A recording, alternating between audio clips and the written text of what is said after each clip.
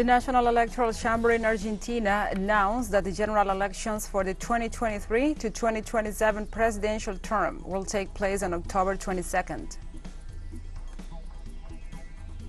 And France woke up with roadblocks and protests throughout the country after the government decided to force through a controversial pension reform without a legislative vote.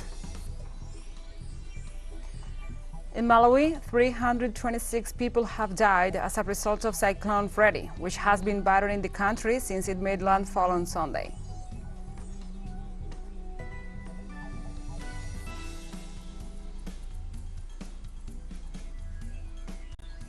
From the headquarters of TeleSUR English in Havana, Cuba, this is From the South. I'm your anchor, Gladys Quesada, and these are the news. The National Electoral Chamber of Argentina announced that the general elections for the 2023 to 2027 presidential term will take place on October 22nd. The upcoming general elections will also choose the vice president, 24 senators, over 100 Chamber of Deputies members, and 42 Southern Common Market parliamentarians. Before the October elections, mandatory primary elections are set to take place on August 13th for political parties to define their running candidates.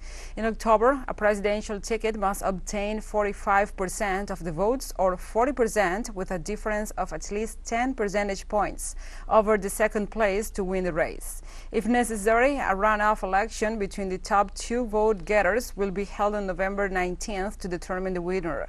According to the country's constitution, current President Alberto Fernandez is allowed to run for a second term.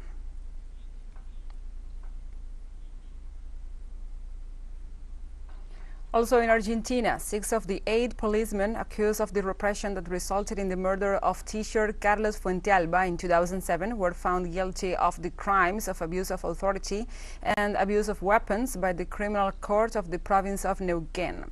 Teacher Carlos Fuentealba died on April 4th, 2007 from the impact of his head or on his head of a tear gas grenade which was fired by Private José Darío Poblete during a teachers' union demonstration.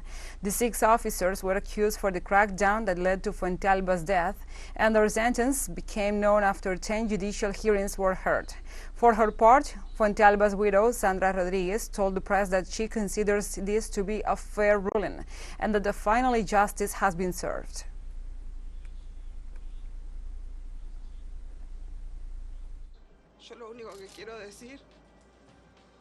The only thing that I want to say is that we don't have hatred. We didn't even have it that day. We were protesting. We couldn't stand any other ruling other than this one. If it's close to total justice because we came to this trial conditioned, it doesn't have everything that we would have wanted. But we do know that justice has been done today. Let's move on to other topics. In Uruguay, the General Director of the International Renewable Energy, Francesco La Camera, announced its first investment forum in Latin America. The Uruguayan government has agreed to hold the event in their country on November 9th and 10th, 2023. The agency called on Latin American project developers to submit applications to the Climate Investment Platform for them to be considered by investors and financiers at the forum. These submitted projects may also qualify for consideration by the Energy Transition Accelerator Finance Platform, which provides multi-party climate finance support administered by IRENA with the aim of advancing the global energy transition in developing economies.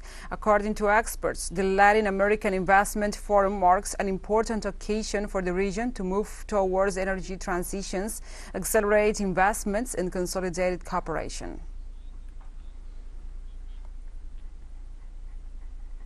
In Ecuador, on Thursday, legislators presented the official request for impeachment proceedings against the president of Ecuador, Guillermo Lasso, for crimes against public administration for the case of alleged corruption known as El Gran Padrino, the Great Godfather. The request was addressed to the President of the Assembly, Virgilio Saquicela, and the petition was submitted to the Documentary Management Department. It is the first time that a sitting president faces a process of this nature. A total of 58 legislators filed the request, exceeding the constitutional requirement of 46 solicitors. To be binding, the impeachment motion must be backed by 12 legislators. Previously, the Constitutional Court must admit the file and decide if it proceeds if no or in no more than 6 days. If the case is successful, the National Assembly has 30 days to summon the president to the trial, which could result in the removal of the President of the Republic or the filing of the case. On Friday, a U.S. court exposed a corruption scheme led by a former mayor of Puerto Rico's municipality of Guaynabo, Ángel Pérez Otero. The scheme includes agreements with companies without actions, which in turn compensated the mayors with fixed monthly sums of money that could fluctuate between $5,000 and $7,000. During the process, the lawyers of the former mayor, arrested by the FBI, tried to establish that the money received was not a bribe. In this regard, businessperson Oscar Santamaria, who has already pled guilty to bribing several majors, will have to explain whether the 3 packages of $5,000 each that he delivered to Pérez Otero were indeed part of the bribery mechanism.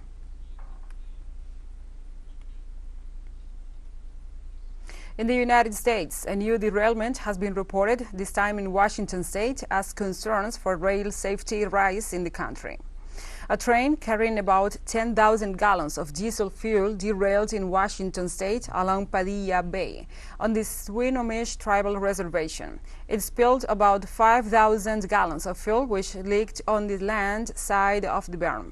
As a result, state, tribal, and contract cleanup teams are currently working to remove the remaining fuel from the 2 locomotives before righting them.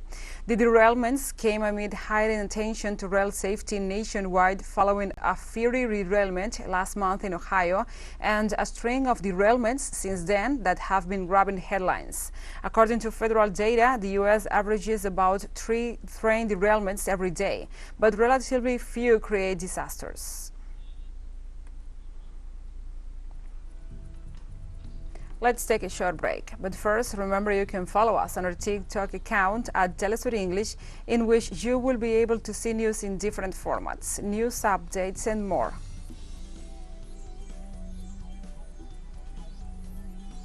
Other stories coming up, stay with us.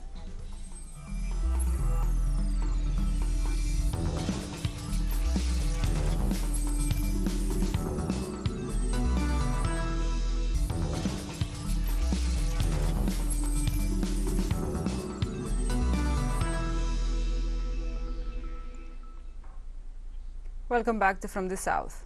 The streets of France woke up on Friday with roadblocks and protests in different parts of the country due to the recent approval without legislative backing of the government's controversial pension reform. Protesters blocked a key highway around the French capital and intensified the strikes at refineries in rejection to the government's decision to force through a much-resisted reform. President Emmanuel Macron decided on Thursday to use the 49.3 Constitution clause, allowing him to pass a law without parliamentary in order to approve a pension reform which had been cause for massive strikes since its announcement in January this year. In reaction, thousands of French men and women demonstrated across France, and more than 300 people were arrested during the crackdown on the protests, according to the Interior Minister.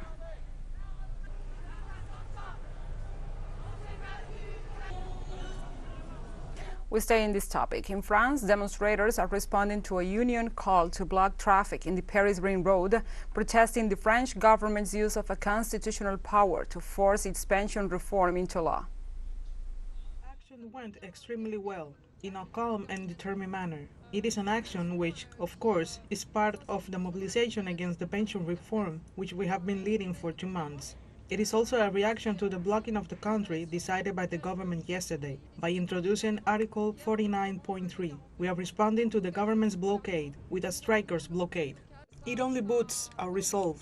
We are still as determined as ever as we were on day one. If this allows more people to join us on strike and in demonstrations next week, great. But we think that, in any case, the movement against the pension reform is well established, very well established in this country. And that resistance won't stop anytime soon. Opposition parties in France announced that they will present a no-confidence motion against President Emmanuel Macron. National Assembly member and leader of the National Rally Party, Marine Le Pen, said she will move forward and file a no-confidence motion against the head of state. The development came after the French executive decided to invoke Article 49.3 of the Constitution to circumvent the parliamentary vote on the pension reform. The unpopular proposal has sparked massive strikes and protests nationwide since January. If a motion passes, the government will have to resign and the pension reform bill will be suspended. The opposition has 24 hours to present a motion. In order for it to be submitted to a vote, it must be signed by 58 lawmakers.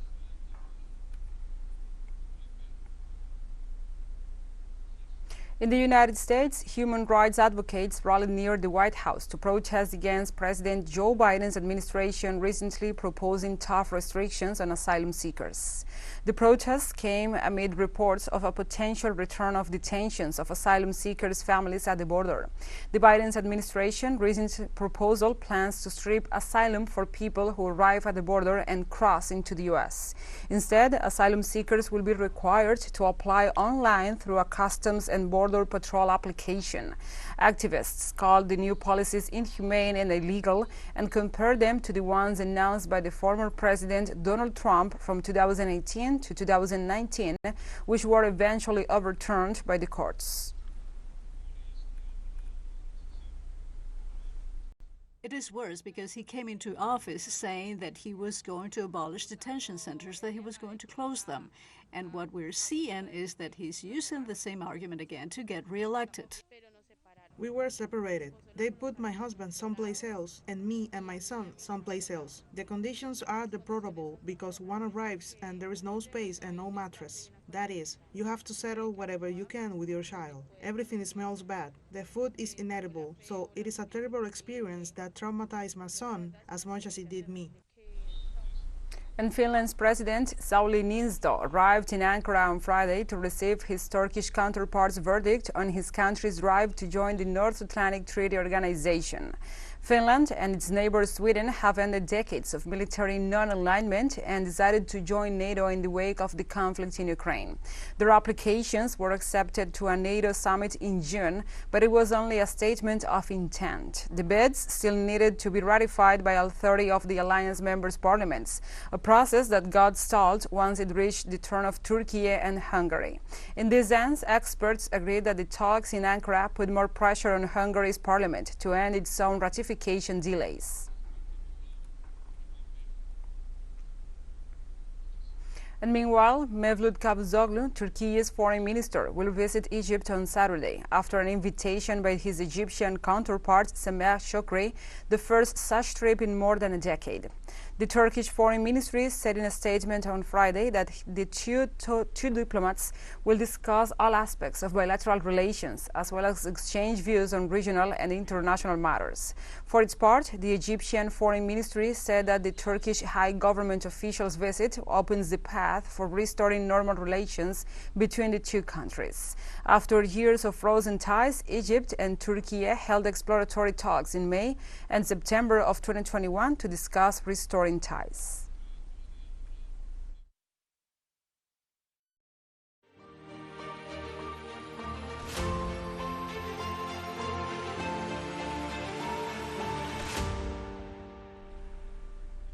And now we move on to other topics. In Slovakia, Prime Minister Eduard Heger announced in a tweet his country will be donating 13 MiG-29 fighter jets to Ukraine. The Slovak Prime Minister also said Bratislava will deliver a Cub air defense system to Kiev. With this decision, Slovakia becomes the second member state of the North Atlantic Treaty Organization to announce such a shipment, following a similar move made by Poland.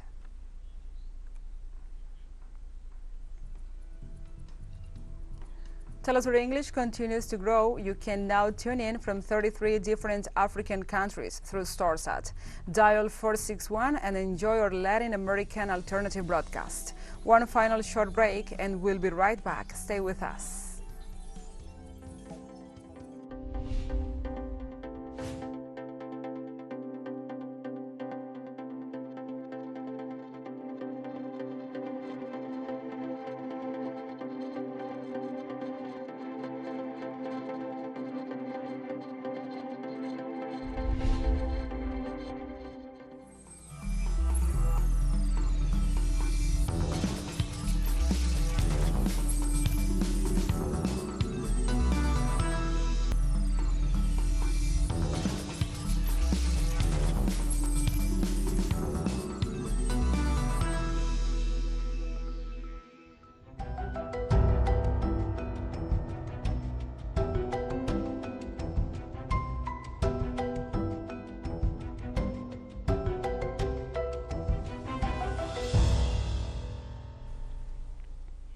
Welcome back.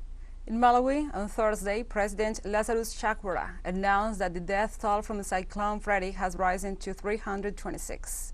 This brings the total number of victims from this cyclone across southern Africa to 400 since February. Meanwhile, the number of people displaced has more than doubled to over 183,000. This cyclone followed a highly unusual course by returning to lash southern Africa's mainland for a second time after reaching the region for the first time weeks ago. More than 300 emergency shelters have been set up for survivors, while the army and police have been deployed to deal with the crisis. Authorities have declared 2 weeks of national mourning and a state of emergency. Meanwhile, President Chakwera has renewed his appeal for global aid. The death toll is now at 326. You remember the last report was at 225, so this one is 100 more. With the 796 injured and 201 reported missing. So the missing now are at 201. As of today, there was a request that we received, and that has warranted the Malawi Police Service, starting from tomorrow, to deploy sniffer dogs in the prone areas. So as of tomorrow, the team is already here from the dog section to assist in the search and rescue operation. In Pakistan, the Islamabad High Court on Friday suspended arrest warrants against former Prime Minister Imran Khan after days of social unrest by his supporters who prevented police from arresting him. The ruling came after hundreds of his supporters held a vigil on Thursday at his home and vowed to stop police from detaining him. Khan says he fears for his life if detained and that authorities want him jailed to prevent him from contesting an election that must be held by October this year. The former prime minister was ousted from office by a no-confidence vote last year and has been involved in dozens of legal cases as he campaigns for early elections and a return to office. As the political drama unfolds, Pakistan is in the grip of a stark economic downturn, risking default if a loan cannot be secured from the International Monetary Fund. The security situation is also deteriorating, with a spate of deadly attacks on police linked to the Pakistan Taliban.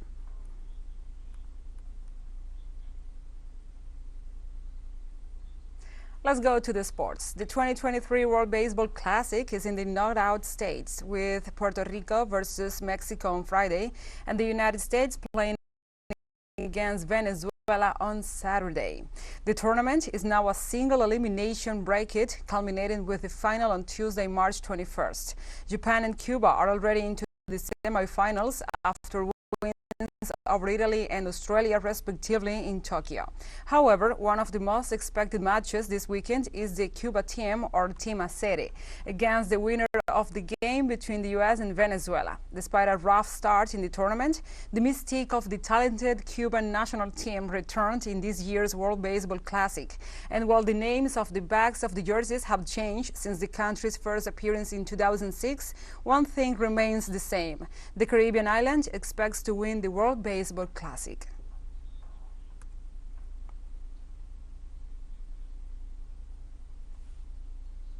In the United States, a large light fixture on a downtown building in the heart of New York City salutes with love and support the Cuban baseball team that won a berth in the semifinals of the World Baseball Classic. On the screen, you can read "Love and support in New York City for Cuba's baseball team at the World Baseball Classic 2023, and we are with Cuba all the way to the finals," followed by the hashtags Team Acere and hashtag World Baseball Classic. So reflects a video in Twitter from the U.S. movement The People's Forum, one of the promoters of this initiative. The unified Cuban team, baptized Team Acere, as the word is a popular trait of Cuban slang, took over Australia 4-3 in the game not for the faint of the heart at the Tokyo Dome Stadium in the Japanese capital, thus earning a ticket to Lone Depot Park in Miami, where the semi-final of the 2023 World Classic will be played. The next match of the Team Acere in the Classic will be on Sunday, 19th, when the champion of this final phase of the World Classic will be rising.